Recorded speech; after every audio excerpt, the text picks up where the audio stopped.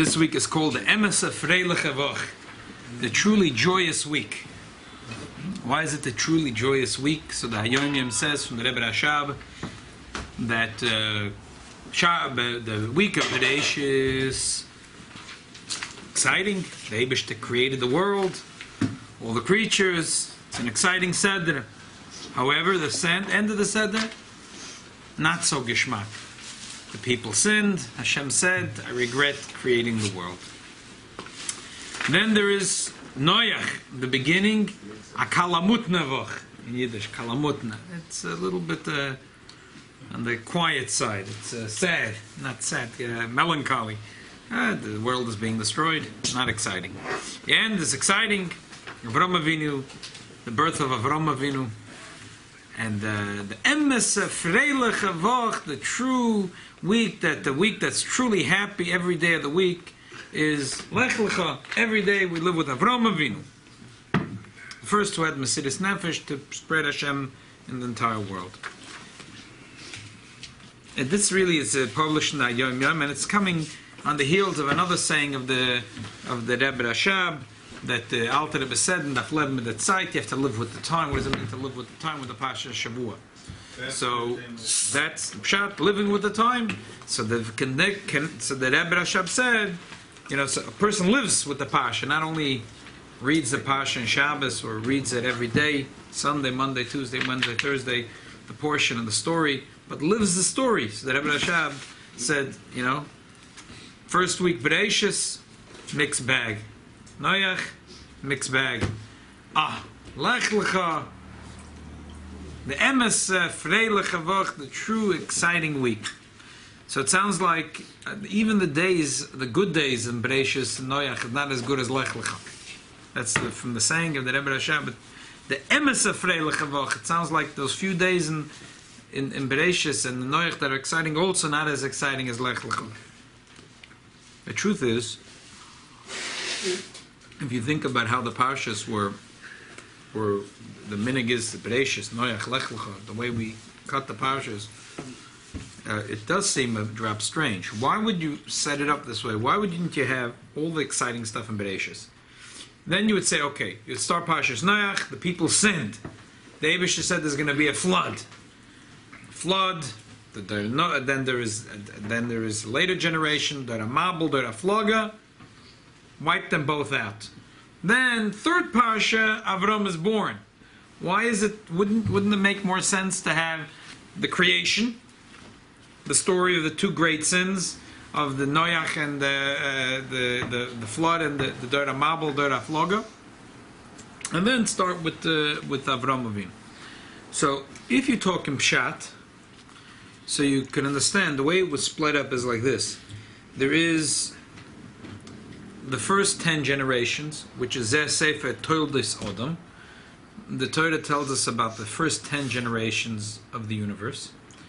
And Noach is only a detail in that story. When it talks about Noach's birth and the world's sin, there's all a detail of telling us the story of the first 10 generations.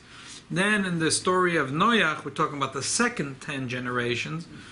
And again, Avram Avinu is a footnote. He's the last generation, talking about Terach, and then the next generation, Avram Avinu. So it's 10 generations, and then we go on with Lech Lecha.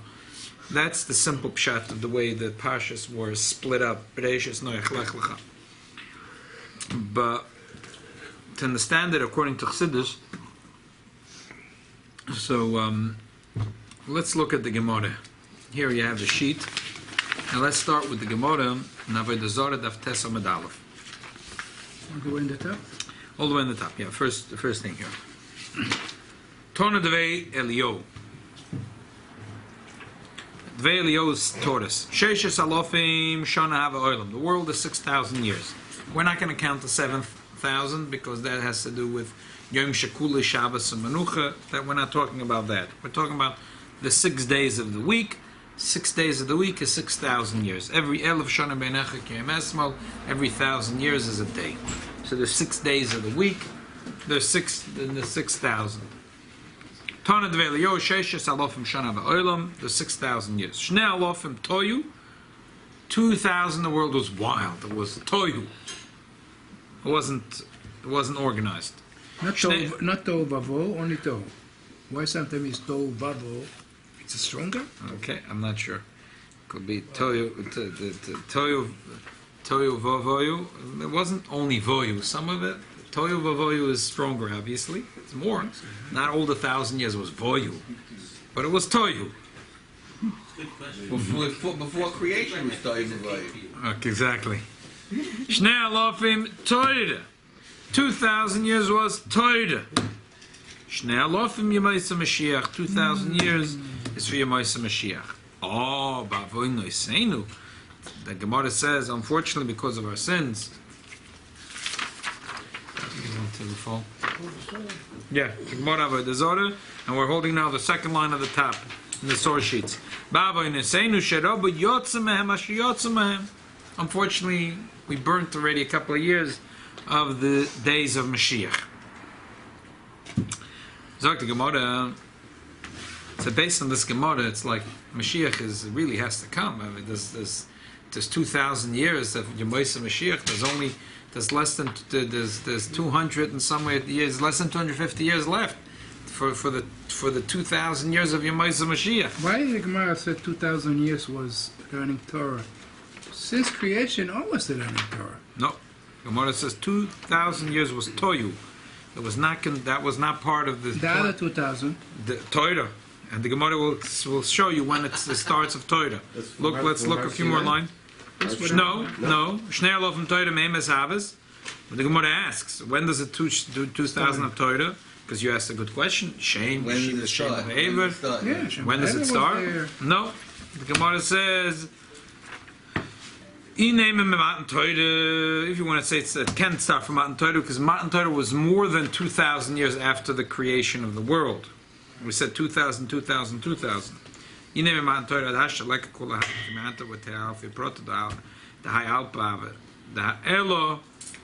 couldn't be from Matan Torah, because it's more than 2,000 years from the creation till Matan Torah.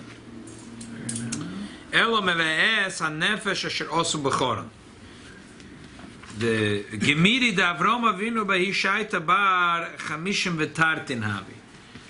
When the world was 2,000 years old, Avram Avinu was 52 years old.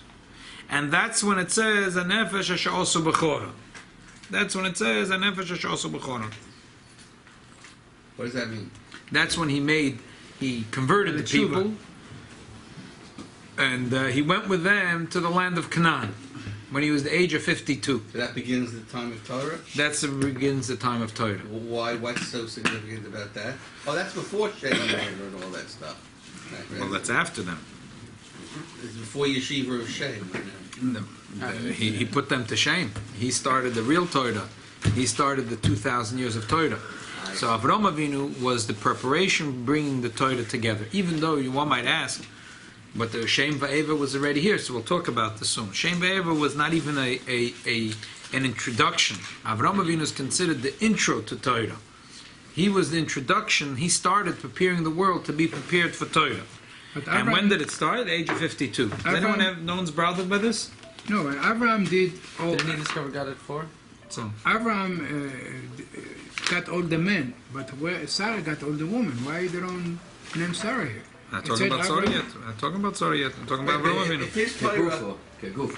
If his Torah overshadowed Shem Ever, why did Yaakov Avinu study Shem Ever Academy? Why? I don't know if he learned. What? I don't know if Yitzchak, Yaakov. No, Yaakov. Didn't Yaakov go 14 years to Shem Ever's Academy? Yeah. Much later. Yeah. So if the Torah of Avinu was greater, why couldn't he just sit with his grandfather? First of all, was at that time was Avram Avinu still alive when Yaakov went to Shem Ever? Sure. So why couldn't he just learn from his grandfather? Too many questions in one time. It wasn't safe. His grandfather's house was Esav. Esav was going to catch him. He's going back to the first He's going back to Tov. I hear. No, he discovered the Eibishter when he was 4. But the question is, at which point in his life does it start the preparation for Torah? He discovered God. That's true. It's a good question. He discovered, but that discovery of God is not yet considered the time of Achona for Matan Torah. According to the Gemara, that starts at age of 52. There's a little bit of Hashem's gematria. It's the gematria of Hashem's name. yeah, but what does it go with this week's parsha? It doesn't flow well. What does it say? When did Avram? When the Eibush Tosfos says, but it says, "V'yemar Hashem Avram Lech Lecha v'Artzecha v'Ladcha Mezaveich L'Aretz v'Sherecha." What says next? By Avram ben. How old was Avram then? 75. 75. So Tosfos says he was 75, 52. There's a little bit of discrepancy here. So You have to prepare before God speaks to you. so there's a whole shaklavataria here in the Tosfos says he really came. He went to Israel and then he went back and he got the people to convert. He brought them back to Israel. The bottom line is that there are opinions that really when the Eibush spoke the first Lech Lecha was at the age of 52. And then he went, and then he returned, and then he came back. He was going and coming. Finally, at the age of 75, he went back to Eretz Yisrael, and he never went back out. But something started at the age of 52, and whatever started at the age of 52 is brought in. And Nefesh Asher also B'choran is the third pasuk in this parsha of Lech Lecha. So, be it as it may, that this is Parshas Lech Lecha is when it starts the 2,000 years of Torah. Okay. So, what does the Medrash say? What was this uniqueness of giving the Torah? They had the Torah before. We talk about this in Shem V'Eved Yeshiva. The Medrash says in many, many places, in the Tanchuma and the Shmos Rabbah, that there's a marshal of a king, and there were people in this country, the other country. He said, they can't go from north to south, south to north. They have to stay in their country. There was a gzeira, the heaven can't come down to earth, and the earth can't go to meet with the heaven. It says, the heaven is for the Eibishter, and the earth, and the heaven and earth they can't meet. And then the Eibishter was mevatel the gzeira. He said, you know what, the heaven can come down to earth, and the earth can get picked up into heaven. So really, if you think about this, and the Gemara says that that's this uniqueness of Torah, it's Urient Lisoi. It's the Torah, that's why Torah was given the third month. It was given to Bnei Yisrael that has three people, Kohen Levim Yisraelim. The Gemara says that the Torah is connected with the number 3, because there is the Elyonim, which is the heaven, there's Tachtonim, there's the earth, and then there's connecting the Elyonim Tachtonim, putting them together. Torah is to connect heaven and earth. So therefore Torah is number 3. There's Parshas Bereshis, which is talking about the creation, that the way the Eibishter created the world, the way that the heavenly decree of how the world will be. And then there is Tachtonim, the second Parshas, Noach. Noach is Tachtonim, it's talking about how the world was purified, how there was a big mabul, and the Alter Rebbe says in Torah Oyer that the world was dunked in one big mikveh, just like a mikveh has 40 sah. The world was dunked in a big mikveh for 40 days and 40 nights. That was one big mikveh to purify the world. So there's the Tachten, the avodah of the earth. And then the third parsha is Lech Lecha. That's when we talk about the connection of heaven and earth. Avram Avinu, which brings Torah. Torah is the one that connects heaven, brings holiness of heaven into the earth, and picks up earth and brings it into the heaven. El Yonim connects the Elyonim Tachtonim. That's why in the first parsha, Bereshis, the way it's set up, is Bereshis, even at the end where it talks about Noach, we're not talking yet about Noach, his avodas Hashem. Noach motzachem b'einei Hashem, talking about the Eibishter found favor. We're talking about his birth. But the first pasuk in Parshas Noach is Eila Toldos Noach. These are the children of Noach. But Rashi says children. It says Noach ish tzaddik. So Rashi says no, because the real children of a tzaddik is their ma'asim tovim, their good deeds. So the first pasuk in Parshas Noach is talking about the deeds of Noach. The first parsha is talking about Elyon, heaven. Then the second parsha is talking about Tachten, about the avodah of what human beings could do, how they could purify the world. And then and then at the end of Parshas Noach, there's also a little bit the story of Avram Avinu before he gets to the level of the preparation for Torah, to connect heaven to earth. Before he's still part of the 10 generations from Noach till Avram, till he's the age of 52 or 75, till the Eibishter speaks to him and says Lech Lecha. He discovers the Eibishter. He discovered it. The Eibishter didn't reveal himself to him. He discovered it. It was his discovery. But then the Eibishter talks to him. Now there's a connection of Elyon Tachten. That happens in the third parsha. when we go into the Gemara says there's 2,000 years of Toyu, and then starts the 2,000 years of Torah. At the age of 52, the Eibishter reveals himself for the first time to Avraham Avinu and says Lech Lecha, or at the age of 75. Got to work that one out, but say that the Eibishter spoke to Avraham Avinu according to this opinion in the Seder Adoros at 52. So till the age of 52, he knew there is a God, but not that God spoke to him. It was his discovery, but God didn't reveal himself. Now the Eibishter revealed himself to Avraham Avinu. That's already in Parsha 3. Vayomer Hashem al Avram. The first time we find that the Eibishter speaks to Avram at the age, say, of 52. That's Parsha number 3. Now that's a connection of the Elyon and the Tachten. Till then, Avram Avinu is still in Parsha number 2. The Tachten, the way the earth, just like Noach found Hashem, he was a tzaddik. Avram Avinu found Hashem, but the Eibishter didn't reveal himself to him. And the Perush of Rashi, El Todo Noach, this Maasim Tovim, to me it doesn't seem that it's Pshat Pasuk. Because you go a little more, you see that it's his children. It's more like a Derush. You know, because you really need, the halakha is you need children. You're not going to get right. Rashi acknowledged, right? So that's why Rashi has a second pshat. Rashi, according to the other pshat, Rashi really it is his children, but. Okay. At what age did Abraham have the Messiah of Orkasa? It's a good question, but why are you asking? I'm just curious where it sounds like it was before the age of 52, much before. It has to be before. It sounds like it was much before, but it was his discovery. So Hashem talked to him after Orkasa? Yes, yeah, that's for sure. We don't know exactly which age. When was Orkasa again? That he was thrown in the fire. His brother got.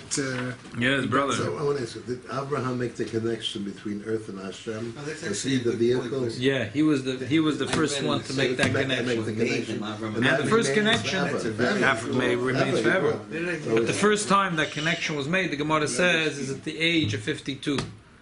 Because that's when it starts at 2,000 years, and that's when the Eibishter speaks to him. Till then, he found the Eibishter. Right. Matzosas Levova, he found.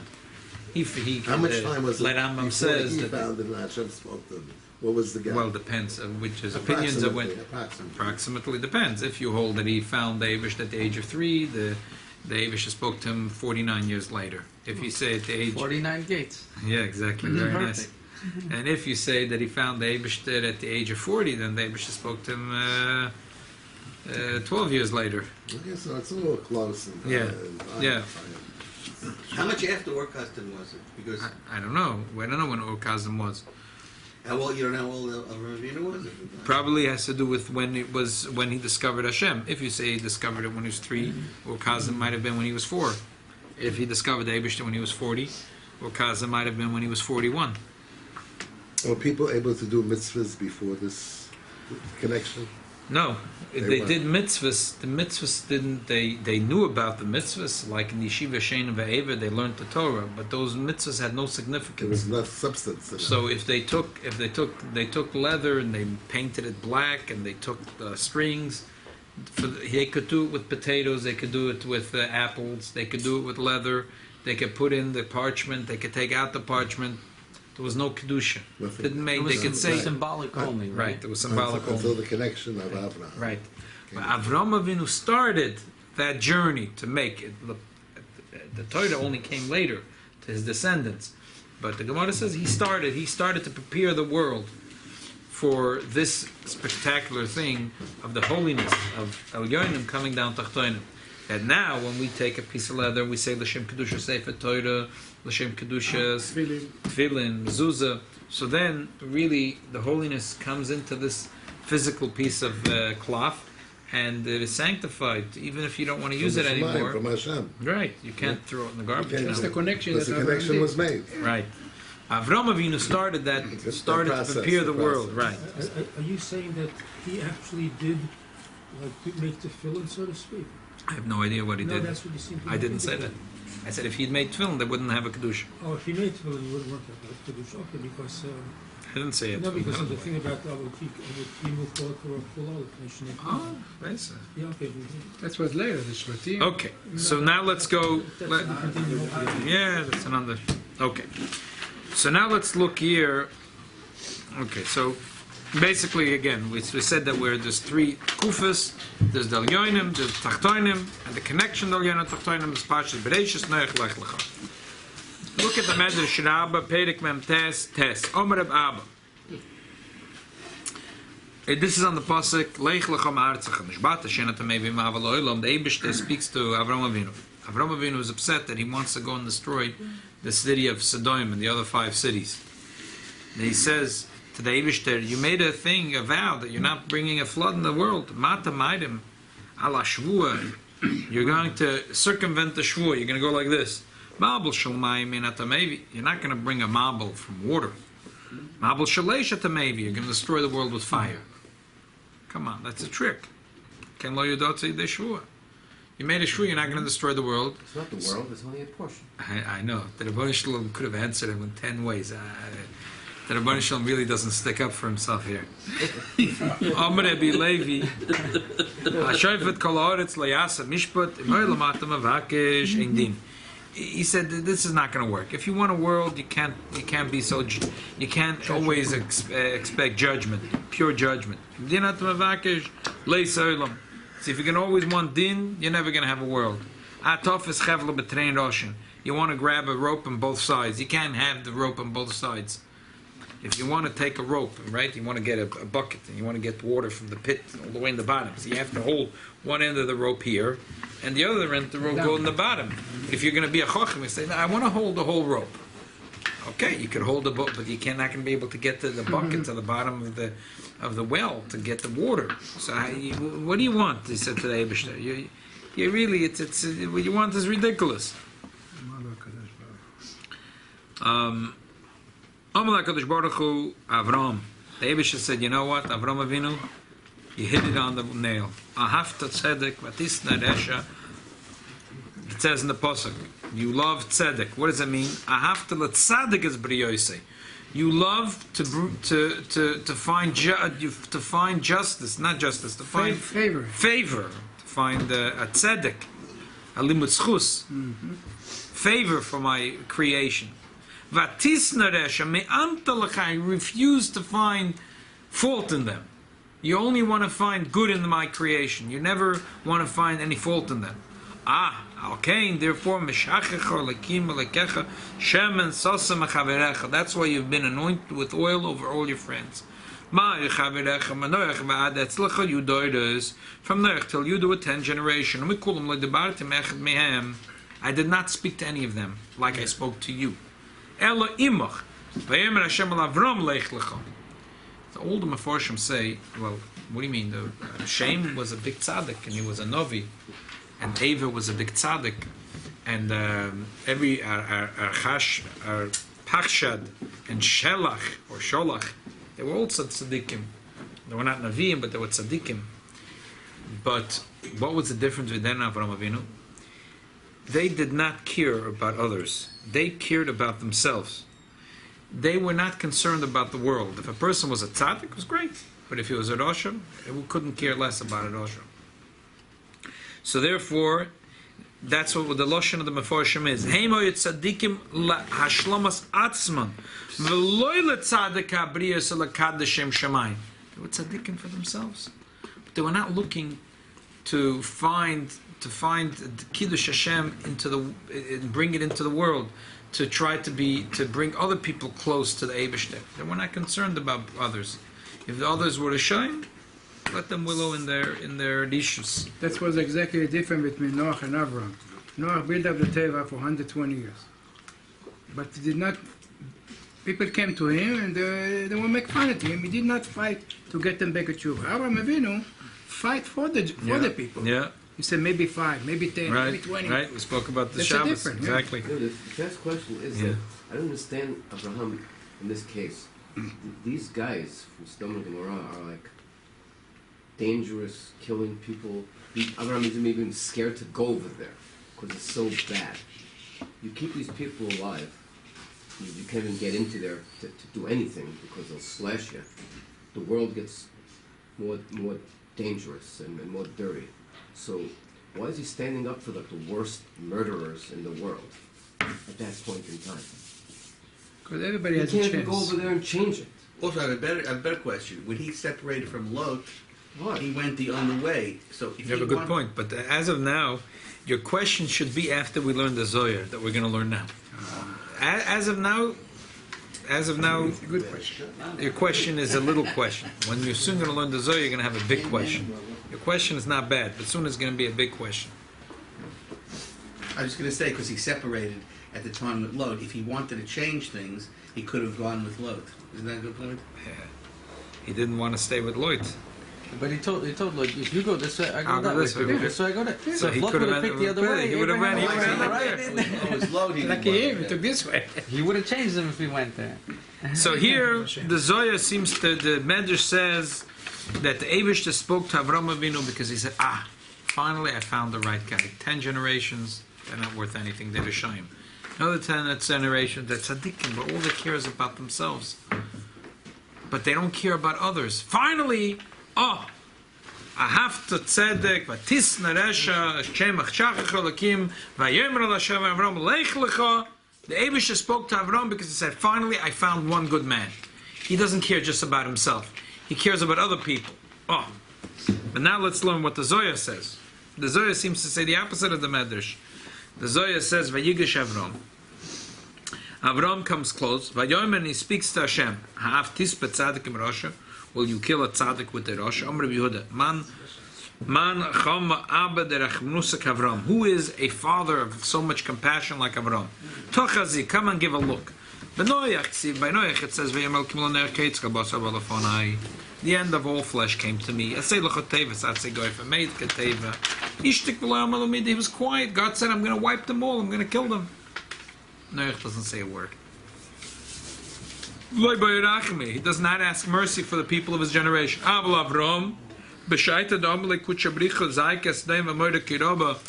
Eibushter says that the screaming of Sodom and Amorah is great, I'm going to go down and I'm going to look. Avram comes over to the Eibushter and he says, you're going to kill the tzaddik with the Rasha.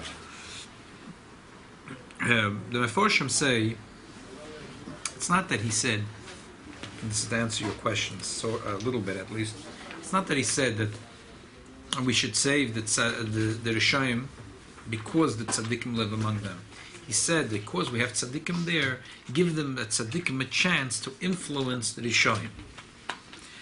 But Omer Rabbi Elazar says, Uf Avram, loy ovad shlima de koyayus. Also, Avram Avinu did not do the absolute shlemus as is expected, as can be done. Noach loy oved midi. Noach did nothing good. Loy hai v'loy hai. Not this and not that. He did nothing. Not like Avram and not like Moshe Rabbeinu. He was not worth a nickel or a dime. Avram, tova dina de koyeyus. Avram demanded something, justice, as you would expect. Lo yoma zakim chayovay. That why should the tzaddikim die with the Rishayim? B'shari mechamisha ad asore. He started counting from 50 till 10. Ovad v'layashlim. But he couldn't go lower than that. But there were no tzaddikim in Noah's time, were there? Were there? Did he try? Did he ask? He didn't try. He didn't look. He didn't talk to God. God said, I'm going to kill them. He didn't say a thing. Because maybe there was nobody good, and Noah realized that. And Avram didn't realize? That there was nobody good? Mm-hmm. Noach was smarter than Avram? Well, no. Maybe there were good people in Sodom, but maybe there were just not enough. Okay, I hear your question. So let's continue the Zohar.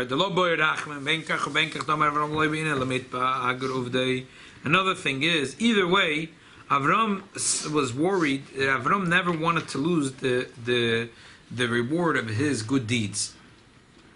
Why?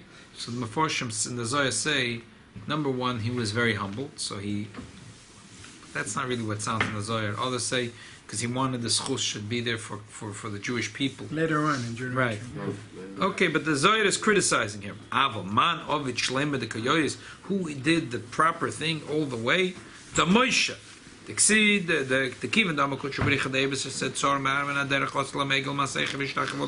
they bowed to the idol, Miyad Maksiv, what does it say? V'yechal Moshe's Pnei Hashem Alakov, Ad Omar V'ata, Yim Tisa, Eschatos Ma'amechim Namasifr Chashikasafta. He said, if you will carry this sin, it's fine. Otherwise, wipe me out of your book. In other words,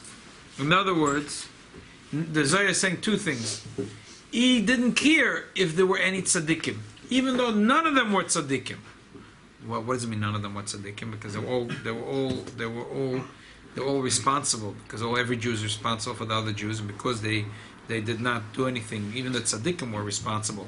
And Moshe Rabbeinu said, I want to wipe all my schusim away. If I have any schusim, wipe them away. I don't want to have one schus left in my bank account. I want to save the Jews. If I have anything left, wipe me out. That's what he said. Macheni, wipe out. If I have $1 in my account, I want you to draw it. I don't want one nickel left in my account. And save the Jews. All my schusim, yes, save the Jews with all my schusim. Ad Omar Vimata im tisachatose my macheni namaser shekosavta afagav the kulachot lo zaz metamon. He didn't move. Ad Omar till the Eibishter replied, Salachti kedvarecha. Aval Avram le'ashkech ashkech buzakoi. Avram Avinu only looked if there was tzaddikim. Ve'elav loy. Although lo have a balma barnash yogan aldor kemosh diuraim hamna. So this world never had a someone, a leader like the faithful shepherd, which is Moshe Rabbeinu. And then the Zohar explains, V'yigash Avram Avinu asking Garam Alamitbada, he prepared himself to demand from the Eibush to Ulay Motzon Chamishim Sharem Chamishim Diyu Shirusalaminda. He said maybe the 50 Shari Bina will open up, and from that will come a forgiveness. Ad Asora, he went down from 50, which is Bina, until the lowest level, which is 10, which is the Malchus. Di Asora Soifa the Kol Dargin, the lowest Dargin Atzilus. Amr Vitzch Ad Asora Ilan Asora Yemem Meroshinim Kippurim. What is the 10? 10 represents the 10 days between Rosh and Kippur. Begin Kach Shorem Echamishim Ad Asora. That's why he was willing to go down from 50 to 10. Because 10 still represents the ability to do tshuva, that they're going to go into Aseres Yimei Tshuva. There'll be 10 tzaddikim which will bring them into Aseres Yimei Tshuva. So he said, maybe we can open up the 50 gates of Bina. The Eibush said, sorry, we don't get 50 fellows to do that. How about 40? How about 10? Because if we have 10 tzaddikim, they're going to bring them into Aseres Yimei Tshuva. The Eibush said, sorry, I can't help you. There's not even 10. So if there's not going to be 10, that means there's not going to be any way to bring them into Aseres Yimei Tshuva. So okay, so that is not salvageable. If we have 10 tzaddikim at least, if we have 50, great. We'll open up the Chamishim Sharibina. For sure, we're going to do tshuva. Less. So it says, at least we can open up the 10 days of tshuva for them, and they're all going to do tshuva. But if we can't open up the 10 days of tshuva, they're not going to do tshuva. That's it. Forget about them. The kivin the motel asora am makana lasata lav hava asar the kama b'tshuva. So what does that have to do with 10 people, 10 days of tshuva? That's the way the Zohar understands it. That the 10 people would have the power to bring them in to the 10 gates of tshuva. So you're saying here to that Bishma Bar Yochai, Huh? Bishma Bar Yochai is even higher than Abraham, because he could save his whole generation. Abraham by himself cannot. Okay, that's what you're saying. It was different generation. Yeah, also. Yeah, it says that there was no, I don't know, but I'm just saying what the Zohar says now. The Zohar says, this is what we were talking about Shabbos. Zohar says there's 3 people. There's Noach, there's Avram, and Moshe Rabbeinu. Noach couldn't care less. That's the way it sounds like. That's what the Zohar is saying. It sounds like. That's what the Zohar says. Noach couldn't care less. Yeah. Avram Avinu cared, but up to a certain point. Number 1 is only if he can at least open up the gates of tshuva. If he can't bring them into tshuva, there's no way, forget about them. There has to be tzaddikim. And he was not willing to use any of the cash in his account. There was no withdrawals from his account. But Moshe Rabbeinu, number 1, he didn't care even if there wasn't one tzaddik, even if they're not doing tshuva now. I don't care. And number 2, he says, draw all my schusim. I don't want one schus left for me. So therefore, the hero here is Moshe Rabbeinu. So the question is, that the Medrash and the Zohar don't really seem to go like hand and glove. So what effect did it have? What effect did it have? For Moshe. Moshe, the Eibishter said, "V'salachti kedvarecha." When he said that, the Eibishter forgave. And Sodom and Gomorrah? No, not in later, Sodom. He later didn't on. expect. When By they- Moshe In the Rabbeinu. future. Yeah, by In Moshe the future Rabbeinu. time. Right. So that's where what the it Zohar happened. says. You see, That- Noach doesn't care about his people. Right. Avram Avinu cared, but up to a point.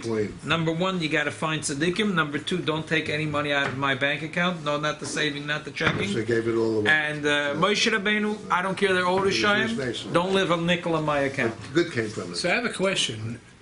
Between Noach, Avraham, and Moshe, Noach said, "Ish tzaddik, Abidorotav." Avraham ish chesed, and Moshe ish anav. I think if you ask any kids which one is the higher, they think it's tzaddik. We know it's Moshe Rabbeinu. We learn it's Moshe Rabbeinu, anav. Okay, anav mikol adam. Avraham Avinu ish chesed, do chesed, okay. But if you ask kids, what's tzaddik? Oh, he's tzaddik, you know, he's the It's highest. two Inyanim for that. Okay, so that's why we have to learn the Zohar. It's a Torah. Rabbi, No, but what do Pashto, we do? this is, These what I situations are understand. not comparable. Moshe Rabbeinu had already redeemed the people. They were his people. They were his flesh and blood. They were from his genes, going back to Avraham Avinu, spiritual genes, physical genes. It's like, can you compare going out for your relatives to going out for a bunch of strangers? So why doesn't the Zohar make this obvious distinction? This is like the elephant in the room. When That's being Mashiach comes, we're ignored. going to Okay. ask the Zohar. You know what? That's Tishbit. you know what's a good question, and that's really so. So that's what we're going to And talk there's more about to now. it than that, because when Hashem gave Moshe the task of saving the people, it says in Chassidus, the Maaseh makes the person the goodness of the person. So his Mesirat Nefesh was a result of the Maaseh of redeeming the people. You asked me too many questions. Let's deal with your first question first. You asked a good question. Right. So the truth is, even though the Zohar criticizes, it seems to criticize, but the Rebbe says you have to look. The truth is, they're not criticizing really. It's just showing us the two levels. Noach did the best of what he could do in his time. Avraham Avinu did the best of what he could do in his time. And Moshe Rabbeinu did the best of what he could do in his time. Like the first Medrash. The Medrashim are all saying that Avraham Avinu was Matzosas Levav in Emlefnach. Avraham was the greatest. And then the Zohar goes and criticizes him. It's not that it's a criticism to Avraham Avinu. It wasn't possible for Avraham to do any better. Noach couldn't also do any better. Noach did the best of what he could do in his generation. Avraham Avinu, in his circumstances and what the people were, whose dime was and who he was, and he did the best of what he could do. And Moshe Rabbeinu did the best of what he could do. But really what it comes down to is that there were three separate generations. The generation of Noach, the generation of Avraham Avinu, and the generation of Moshe Rabbeinu. Chassidus a lot of times talks about when you connect, you talk about the moshel of a teacher and a student, right? So you have two ways of the teacher and a student. You know, there's a concept of giving a man a fish or teaching him how to fish, right? So there is a teacher that teach a student terrific class, but never give the student the tools that the student should be able to learn on their own. And there is today like two ways of teaching. There was a gentleman here the other day who was telling me at the Seder, he has two sets of grandchildren at the Seder. One is going to two schools in Crown Heights. One is going to regular school, Torah. One is going to Lamplighters. That's a Montessori school. He said the kids that came from Torah were, fully loaded. They had their Haggadah, and the kids were like, bubbling with Dvar sheets of Dvar and everyone. And the other kids, the Lech Lecha came from the Montessori school. Nothing. Garnish. Because that's the whole thing. The kids have to teach themselves. The kids are not coming up with a pile of Dvar and the Haggadah and all the art, and there was nothing. So the kids that were coming from the Montessori school were feeling a little bit left out. Shut down those schools. And so since they have influence in the school, they made sure that the following year, hopefully this year, that at least the kids come home with something. I said you can't do this. But you see here the difference There's a mila in each one. There is a mila. Some students, if you're, you gain in each way. There is a mila in each one. If you're the mila of teaching and giving over information is that the information is very deep. If you're going to leave it to the student to find his own way, they might find a way, but they might not get to that depth. On the other hand, if you teach someone how to fish, they might not get the big fat fish, but they could fish on their own. They could live a life on their own. So there is a mile in each way. There's a mile. The Alter Rebbe, when it came one of his big friends, and was it a Blevitz and Baditchev, and he said that I have a Talmud, he has Gilei Leo, and the Alter Rebbe said, nah. He said, He said, you see over there, here's Rabbi Yochanan Kletzker, and he's holding now by Lakai Netzoyer, and him, now when he's davening the Lakai Netzoyer, is shining, the Yechida of his Neshama is shining in him. In other words, the Alter Rebbe said, it's great. Eliyahu, he comes to your Talmidim, that's great. They could say L'chaim with Eliyahu, they can learn a little bit of Zohar HaKodesh, they can ask all their questions, but what does it do to them? Here, do you see this guy? This guy, Ben Yochanan Kletzker, businessman, his Yechida of his Neshama is shining to him. So there's something to say about, there's a mile in each way. There's a mile in each way. This is a story I think I told you more than once. My Zayda told the story that the Alter Rebbe was traveling and he was going to meet the Baruch of Mezhebush, the grandson of the Baal Shem Tov. The Baal Shem Tov's grandson didn't really like the way the Alter Rebbe is spreading Chassidus and the whole Mahalach of the Alter Rebbe. The Alter Rebbe went to meet him. He met an old man in one of the towns as he was approaching to meet the Baruch of Mezhebush, and this elderly man said, "You're going to go have an argument with the Baruch of Mezhebush. I want to tell you something. I was there at the Kiddush Levon, and the Baal Shem Tov picked up his grandson. He was 3 years old. He showed him the moon, and the kid said the whole Kiddush Levon. 3 years old, the kid. You're going to go argue with him?" Alter Rebbe smiled. He said, "You know what? If the Baal Shem Tov would pick up a goat and point to the moon, the goat could also say Kiddush Levon." So what was Alter Rebbe saying? What was Alter Rebbe just, yeah. In other words, he's saying it's not the Baruch, it was his Zayda. It was the Baal Shem Tov was shining through him. Right. But that's not my thing. My thing is I'm trying to have Chassidim and teach them that they should find their own way. They should find their own way. There's a mile in each one. Then there is the synthesis, the mile of both all together. A teacher could teach a student that the student should think like the teacher. Should come up. You see sometimes Talmidim of G'dolei Yisrael that you see the Mahalach. You see that you see the Baruch Ber. You can see the B'chaim.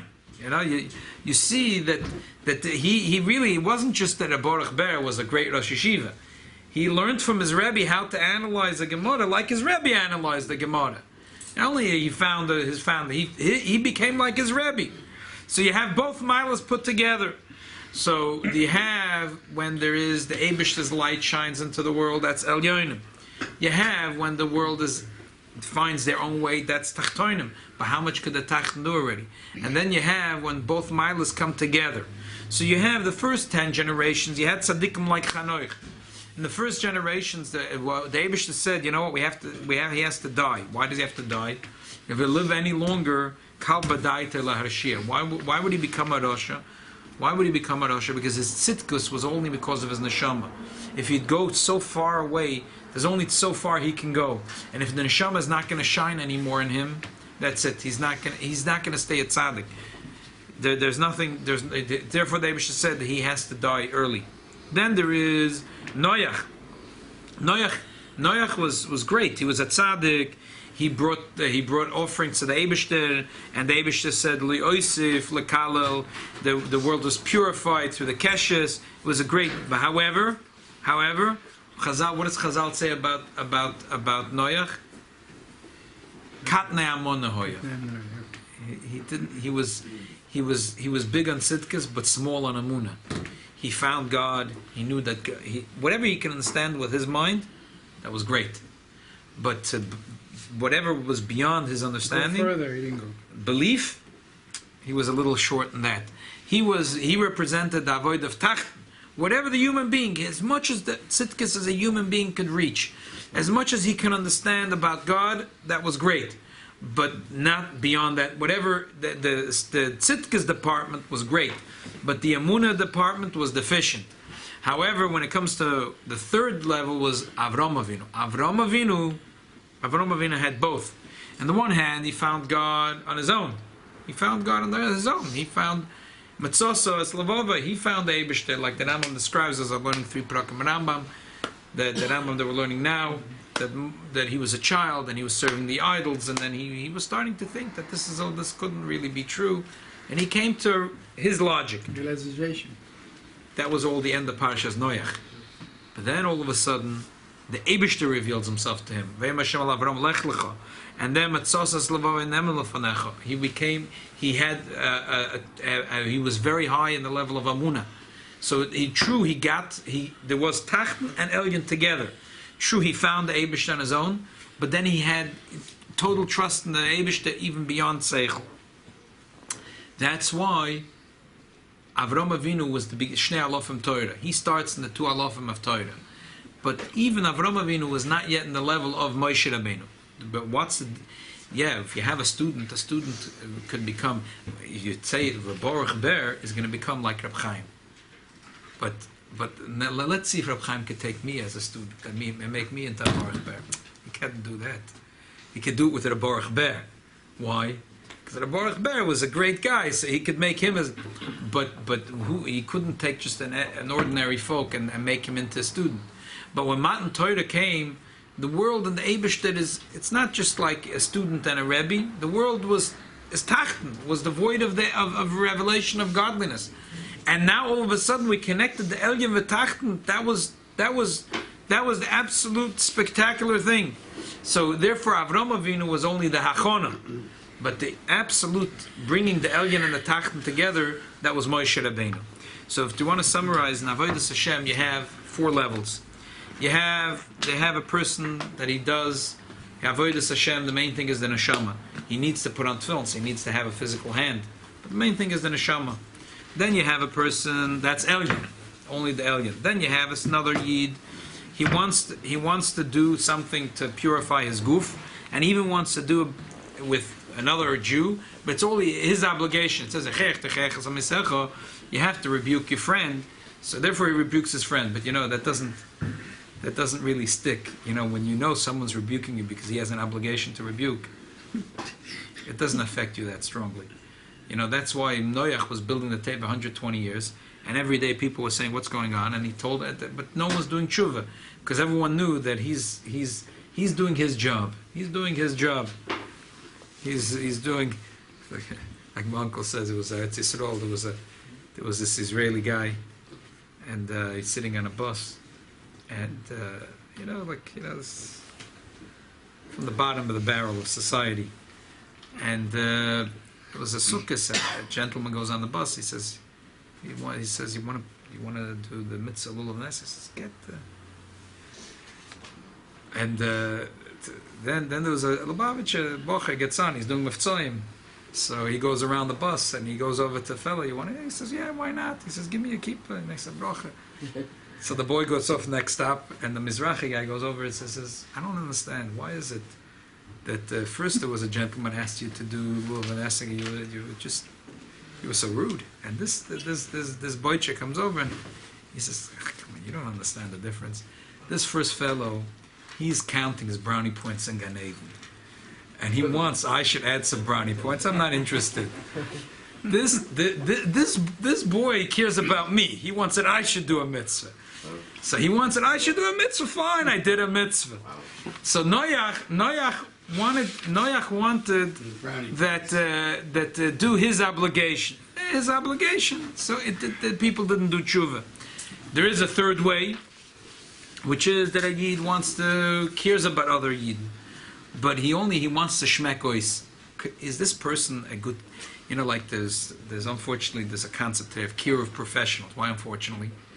Because it became a profession. Number one, every Yid should do it, and number two, what's part of the profession? Part of the profession is to figure out which is a good potential, who's coming through the doors that's really going to become about tshuva, and who is just a waste of time.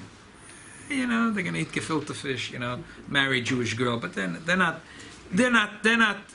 material to send to Esha Torah, to Ursamea. They're not going to Eretz Yisrael. So that's like the generation of Avrom Avinu. Avrom Avinu, she stuck at his neck for the Anshes Doim in a way of sakona, to argue with the Eibishter. But in his generation, it wasn't yet the absolute connection of Elyonim and Tachtoinim, that in a way that in Avrom Avinu's generation, that was the most he could do. If we can find Aseres Yimei Tshuva, if they could do Tshuva, we can make them Bali Tshuva, we can send them to Yeshiva in Eretz Yisrael, that's great. But otherwise, it can't connect to them.